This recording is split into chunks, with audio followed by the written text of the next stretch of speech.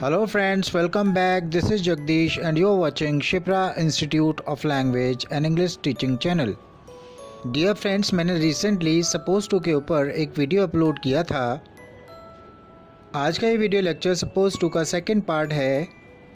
Dear friends, suppose to के last video में मैंने आपको बताया था कि suppose to का प्रयोग responsibility अर्थात जिम्मेदारी, ड्यूटी अर्थात कर्तव्य, ऑब्लिगेशन सामाजिक दायित्व, एक्सपेक्टेशन उम्मीद, रिक्वायरमेंट ज़रूरत, पर्पस उद्देश्य और पॉपुलर बिलीफ अर्थात लोकप्रिय विश्वास दिखाने के लिए किया जाता है। डियर फ्रेंड्स, सपोज टू के इस सेकेंड वीडियो लेक्चर में हम सीखेंगे suppose to be, suppose to have और सपोज टू हैव बीन के यूजेस।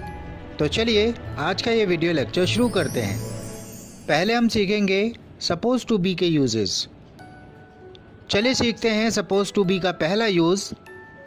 इसका रूल रहेगा subject as am are present में और वाज वर पास्ट में, उसके बाद सपोज टू बी और फिर ऑब्जेक्टिव पार्ट। इसकी हिंदी रहेगी उम्मीद होना, माना जाना या चाहिए। चलिए एग्जाम्पल्स देख लेते हैं। भारत को एक शांति प्रिय देश माना जाता है। इंग्लिश होगी India is suppose to be a peace loving country. India is suppose to be a peace loving country. चलिए नेक्स्ट एग्जाम्पल देख लेते हैं। उम्मीद है कि वह स्वस्थ होगा। He is suppose to be healthy. He is suppose to be healthy. Let's move on to the next example. उनके मीटिंग में होने की उम्मीद है। They are suppose to be in the meeting. They are suppose to be in the meeting. चलिए suppose to be का second use सीखते हैं। इसका रूल रहेगा सब्जेक्ट एज एम आर या was were, suppose to be और उसके बाद वर्ब की फर्स्ट फॉर्म में आईएनजी, फिर ऑब्जेक्टिव पार्ट। इसकी हिंदी रहेगी कर रहे होने की उम्मीद है या कोई कुछ कर रहा है ऐसी उम्मीद है। चलिए एग्जाम्पल्स देख लेते हैं। उम्मीद है कि वे पढ़ाई कर रहे होंगे। इंग्लिश होगी they are suppose to be studying. They are suppose to be studying. चलिए नेक्स्ट एग्जाम्पल देख लेते हैं। उम्मीद है कि वह इस समय घर के काम कर रही होगी। इंग्लिश होगी She is supposed to be doing household chores at this time. She is supposed to be doing household chores at this time. चलिए अगला एग्जाम्पल देख लेते हैं। वहाँ बारिश हो रही होगी ऐसी उम्मीद नहीं है। इंग्लिश होगी It isn't supposed to be raining there. It isn't supposed to be raining there. चलिए सपोज टू बी का थर्ड यूज सीख लेते हैं। ये सेंटेंसेस पैसिव वॉइस में होंगे। रूल रहेगा सब्जेक्ट एज एम आर या was were, suppose to be और उसके बाद third form of verb. Passive में हमेशा वर्ब की थर्ड फॉर्म का इस्तेमाल किया जाता है।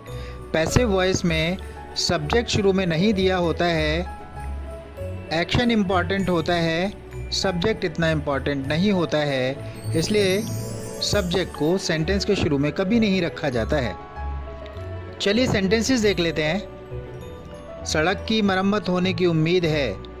सड़क की मरम्मत तो होने की उम्मीद है, लेकिन मरम्मत कौन करेगा ये क्लियर नहीं है, इसलिए सेंटेंस पैसिव वॉइस में होगा। इंग्लिश होगी the road is suppose to be repaired. The road is suppose to be repaired. चलिए अगला सेंटेंस देख लेते हैं। उसकी बदली होने की उम्मीद है। बदली कौन करेगा ये क्लियर नहीं है, इसलिए सेंटेंस पैसिव वॉइस में होगा।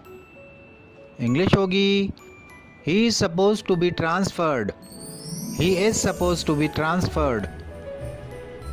चलिए अगला सेंटेंस देख लेते हैं। उसकी किताब प्रकाशित होने की उम्मीद थी। इस सेंटेंस में किताब को प्रकाशित कौन करेगा इसका जिक्र नहीं है, इसलिए सेंटेंस पैसिव वॉइस में होगा। इंग्लिश होगी his book was suppose to be published. His book was supposed to be published. चलिए अब सीखते हैं सपोज टू हैव के यूजेस। इसकी हिंदी रहेगी कोई चीज़ पास में होने की उम्मीद है।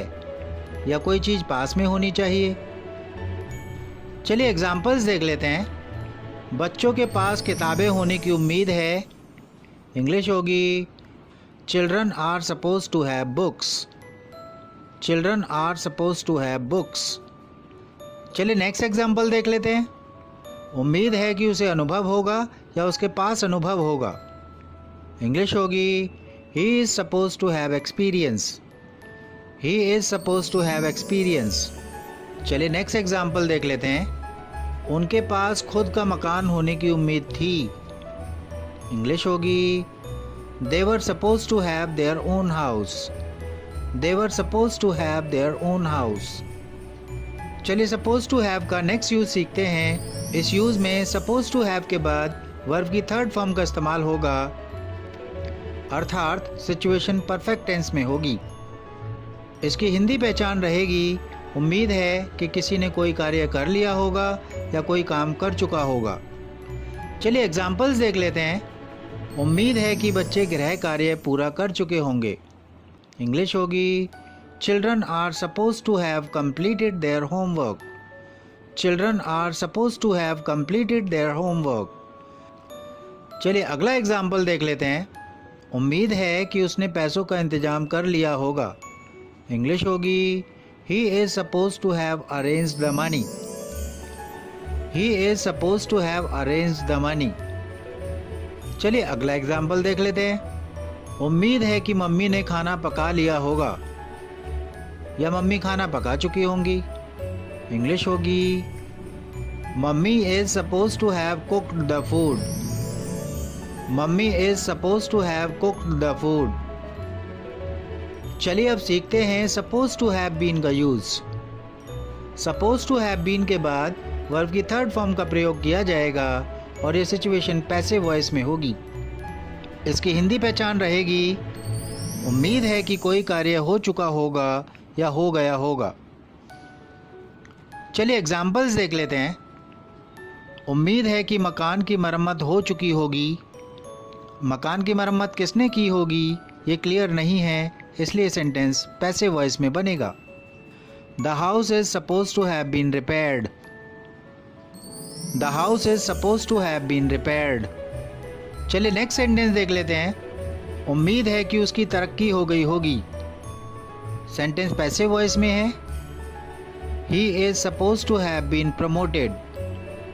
He is suppose to have been promoted. चलिए लास्ट सेंटेंस देख लेते हैं।